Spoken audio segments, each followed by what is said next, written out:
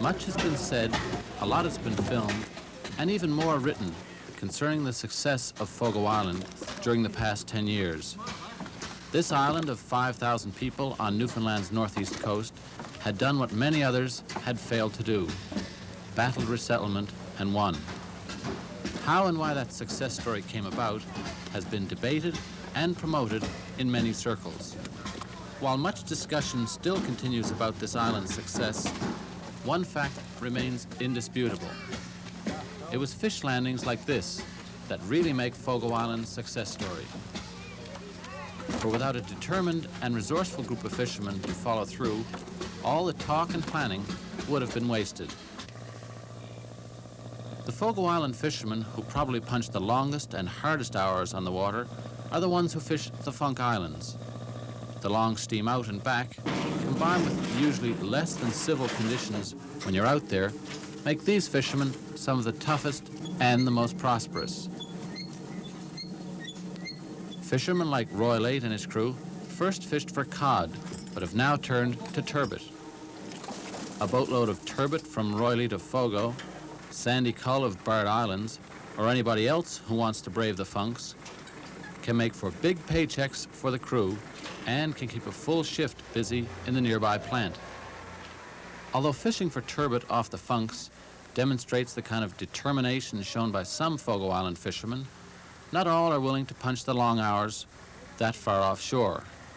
There's also been a prosperous turbot fishery developed closer to shore, and this, combined with the proposed new freezing facilities, could add greatly to Fogo's already progressive economy. Fogo Island has certainly taught the rest of Newfoundland a great lesson in how to develop and control their own destinies.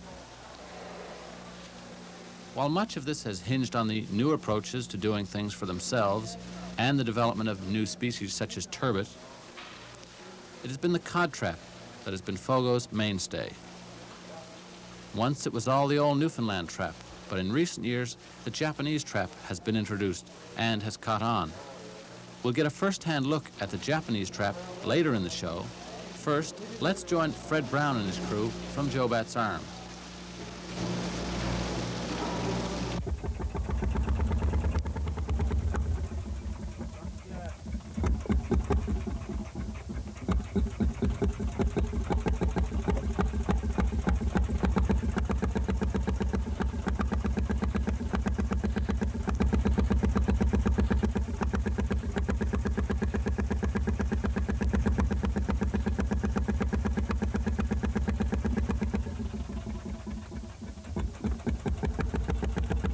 It's 7 a.m. and they've just returned from one of their traps. Fred Brown fishes a traditional Newfoundland trap and, like a declining number of Newfoundland fishermen, still trusts to the old Acadia engine. Well, we didn't bother. We always had 6.5 Acadia and we still hold on to it. We got plenty of parts. Didn't bother to change. You know what we'll do now, perhaps in a few years' time. I'll wear it out. What is it you like about those engines, though? Well, one thing about those engines, I mean, you don't have any trouble. If there's anything gets wrong, well, it's only a few minutes. You got parts you got to fix. That's one thing I say about them. But if you had one of them diesel engines or anything that had any trouble, first thing you got to get someone else to fix it. I know I wouldn't put it out myself.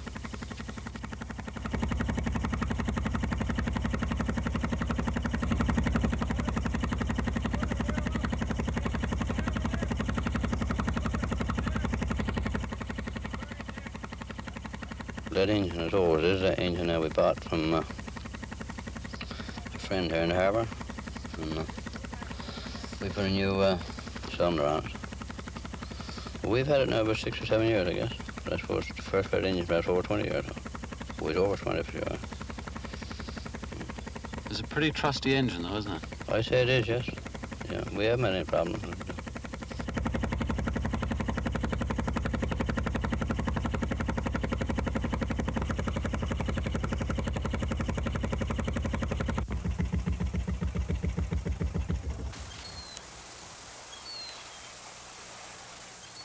It's a short run across the harbour for Fred, his brother Arthur, and the rest of their crew. They've been on the go now since before daybreak.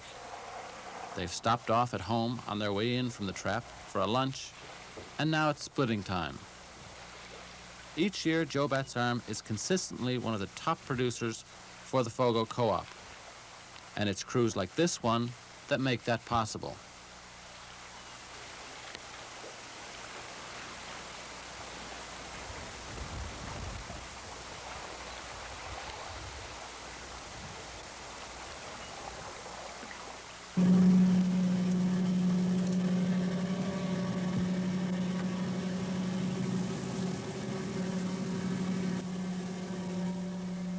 Joe Bat's Arm is one of the areas slated for new unloading system by federal fisheries.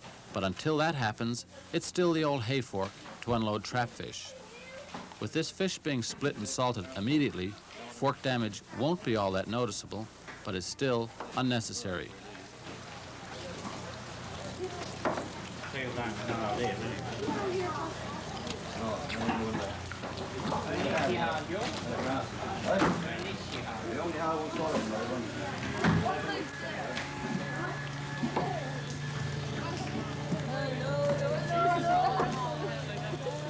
Now, how does it work with your crew? Who does what? Certainly everybody doesn't split. What happens there when you... Me and my brother split. That's Arthur and me, and then Ron heads. And Art, the young fella, Dave, he cuts roads. So, and Brian, he heads too sometimes. You got one fella then putting on the stable. Not everyone split their feet. A lot of people just gut it, take the gut out. Still, most people split their feet. You get a little bit more, of course, for a split feet. Although fishermen now get a top price for split fish, with Fogo moving into freezing facilities, this could change. While many people may think that freezing facilities could cause a decline in salt cod production, it will probably serve to benefit it.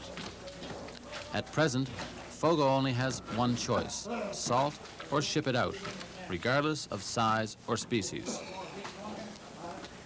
Their salt cod production now takes in all sizes of fish, no matter what the market price demands. But with a freezing facility, the co-op will have a greater flexibility in the marketplace. So, for example, if the top yield off small cod comes from freezing and the best yield for large cod is to salt, then the co-op has a choice. This choice will no doubt yield a better overall price to the fishermen and their co-op. Systems similar to this have proven themselves in Norway, and with some modification could work here. But that day may still be a way off. Until then, it's regular trips to the trap and then to the splitting table.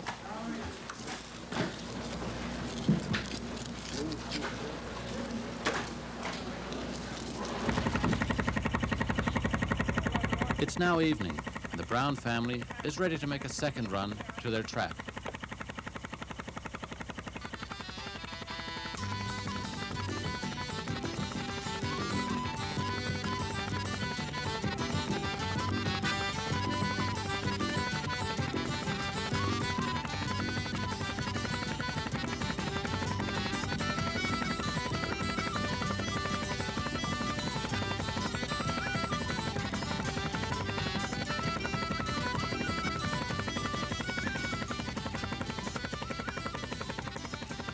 On our way off to the trap berth, we saw Joe Bat's Point light and bellboy. Like they say on the fisherman's broadcast, Newfoundland list of lights 383.9. That day, she was on charted position and showing advertised characteristics. Accompanying the Brown family that evening was one of their youngest family members, Fred's grandson, Jackson. Although still a little young to work the traps, his interest gave us a unique insight into the depth and background this family had with this one particular trap berth. With Jackson Brown there that evening, it made it the 5th generation of the Brown family to go to that same trap berth. With a 4th generation now actively working this trap berth and a 5th one eagerly waiting to get at it, this may give viewers some insight into the depth and the background that some Fogo fishermen have in their trap fishery. Clearly, competitive fishing skills can still be passed on from one generation to another. Young Jackson's father, his uncles, and his grandfather still make a good summer's voyage from this trap berth. But with new entrants wanting to get into the trap fishery, some problems develop. The new entrants are proposing a trap draw. Traditionally, trap berths in this area were well established, and the Brown family always had first say on this one. Fred Brown opposes a trap draw system. Generations of knowledge and understanding make this and other berths usually successful voyages for this family. But new entrants to the fishery must be accommodated. Whether they formally draw for trap berths will be a decision of the Jobat's local fishermen's committee. The trap draw system has worked in other areas, like Newfoundland's southern shore. But there, the trap is usually moored to the land, and the berth is well marked. On Fogo Island, many of their traps are moored off from the land. Thus, they're more difficult to pinpoint. Also, different traps are used according to location. A Newfoundland trap may work fine in one berth, but a Japanese trap may be required in another. Although this wasn't a big haul for this trap berth, consistent production would make this an eagerly sought place to moor a trap. The shore part is what they call it. That's the trap berth that my grandfather used for years and years. And then father started, and after he finished, we took it.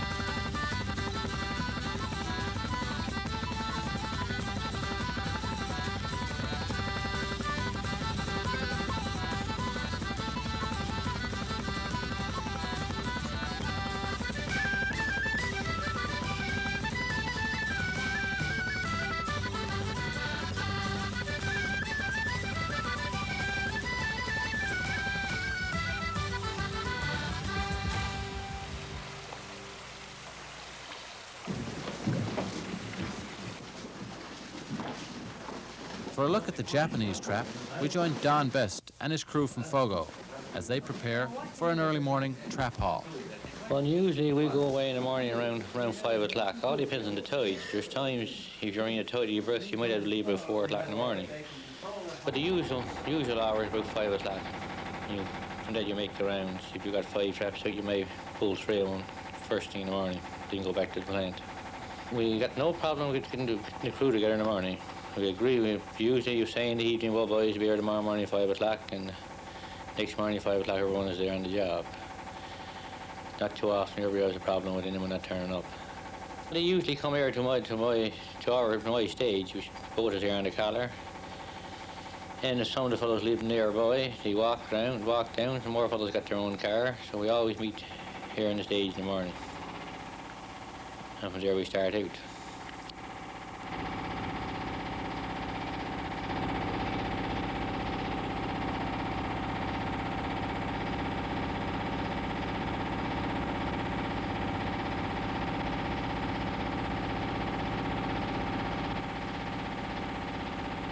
When we come out of Fogo this morning, when we came out to the Tico, what we call Easter Tico, the first point we the land we passed was what they call Lions Den Point. And just beyond that then is Lions Den itself, where at one time there used to be quite a few families lived there. And it was a very prosperous fishing community because you were quite close to the fishing grounds when it come to the trapping. And it was a very small community, but it was prosperous and really a happy community. But on account of the roads and the schools, a few years ago, everyone left and came up to Fogo and where have you.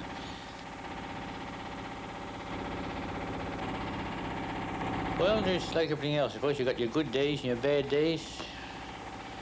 Sometimes when there's no fish like this morning now, your spirits, everyone's spirits might be low, but just like the saying goes, live horse, you'll get A. So you'll swim again someday. You can't expect to have fish every time, although this summer has been nothing extra. But getting back to this morning, this was a very, very lovely morning. No wind, it was good to be out around. That one that we went to this morning first was about a mile east of Fogo. And as you see, it was about a half a mile from the nearest land. It was quite a tidy berth, especially with the westerly winds. This morning we had no tide. And if you didn't see one before or hauled, just saw it on paper, you think it's very complicated, but it's not. Because you haul is something similar to the way you haul a Newfoundland trap. Any more than when you're rising up, you got to open the roof and get that out of the way. When you begin with, you go in on the trap, you hook up your frame rope, and the first thing you do is you lift it with the door rope. But we usually use one door rope. We lift the trap, bring it to the surface. And then you get out in a small boat then, and you open up the roof. The roof is drawn together something. I suppose you can say describe it something in a way like the caught in a dragnet. You get out and you open onto the center of the roof, and you haul it back. You haul the front part in towards the boat, and you tie back the 2 corners back towards the 2 back corners. And then you get over to your corner ropes. You rise up your V corners, and you close your bottom in. Something exactly the same as you close the bottom of an ordinary Newfoundland trap. And when you have your first cut of linnet, you cut out your first cut of bottom, you cut the roof on with it. So your bottom goes down, and the roof goes down and floats on the other side of the skip. So from there on, then it's exactly the same as hauling a Newfoundland trap. And you haul them now, you got a one mesh. Well, I always try to use dark colour door ropes and corner ropes, especially door ropes, the one that's right in the middle of the funnel. Because I got a feeling that a yellow rope shears the fish. Because when we were fishing in deep water for turbot and greysoul, I always found that a gimlet with a yellow head rope never fished near as good as a gimlet with a green and dark colour head rope. So I was always afraid, or had a fear, that a yellow rope in the middle of the trap might turn the fish. But now when it comes to putting the cart ropes around and the head ropes around the trap, it doesn't make any difference. I always try to use yellow, because they're a nice bright colour, and maybe the whales might see it. Well, but I don't know. This is only my idea. Maybe there's a lot of fellows would laugh at it.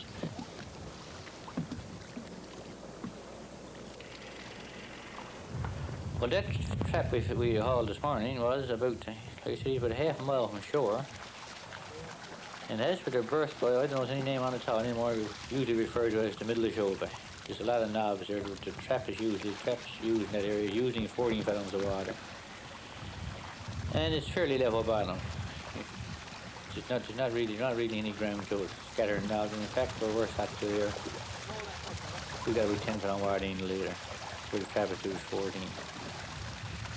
But it was years ago when there was a lot of fish and big fish. It didn't make any difference. There was traps out here in this area all over the place, the whole time. They all got fish. When the first Japanese trap came to this area in 1968, in fact, I brought in the first Japanese trap. The Federal Industrial Development Service began with brought in 6 from Japan. And one of them came down there and I took them. And on a 2-year, I had a 2-year agreement with them. There was no contract now like that, but you just use the trap and whatever fish you got out of it, you owned. And after 2 years was up, the agreement said after 2 years was up, you either buy in or return it. If you're hauling the trap regular, every day, on a regular, twice a day, Newfoundland trap, the Jap trap is not that much better than the Newfoundland trap. The advantage the Japanese trap got is, if you strike blustery weather or on the weekends, the fish don't go out, and whatever fish go in, stay in. Because the shooting tuna is some call it a flapper net, but really the right way to explain it is about the same as a hidden lobster pot. Exactly, only he's much bigger. He's 34, 36 foot square. He's 32 foot long. That's the 30, and at the inside opening, or maybe I should go back over. The outside opening is 34 foot square, and he extends into the trap 32 feet. And then the inside hole, where it goes into the trap, is 6 foot square. So what happens, the fish goes into this long chute, and goes down, and gets down the chute, can't find his way back. But there is times when the Japanese trap will not fish as good as the Newfoundland trap, because they're only 8 fathom deep. And usually you got them in 12 fathom water or deeper. I've had them up to 18 fathom water. And there is times when the fish is afloat chasing the cable. He will not fish. But when the fish gets on the bottom, I find it much better than the Newfoundland trap, especially for holding fish. Or another way is an advantage over Newfoundland trap, the fish is very scarce. Let's say you're on Newfoundland trap and you're getting a couple of 300 pounds twice a day. You can leave the Jap trap there for a week. Whatever goes in there stays there. So you can go on and do something else. Well, the Jap trap is still scraping up these few pounds. And it's not like a gillet. You leave for a week and go on, you still got live fish and you go back. With the trap fishery all over Newfoundland, more and more areas are having to look to an official trap draw. Now, what's the situation here? Well, we started out this spring. We came to a gentleman's agreement among ourselves that if anywhere there was 2 or more crews in one berth, we would have a draw, and that's what we done. And it worked out very good. But we're hoping another year to have it the proper legislation through and have it a controlled area, and we'd have some kind of a draw. But to straighten out, there's going to be a lot of work.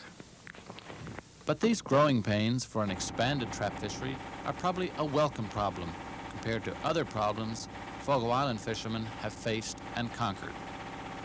The old Earl premises still stand as a monument to how prosperous and progressive the Fogo fishery once was, before that drastic decline a generation ago. When businesses like the Earls and others went out, local fishermen were left with nothing, and they turned to themselves. The beginning of the Fogo Island Co-op, which changed the social and economic conditions of the island, was brought about because we had no other choice. It was either do something for ourselves or leave the island. Or another way of putting our backs was up against the wall. And maybe that's a good way to test people.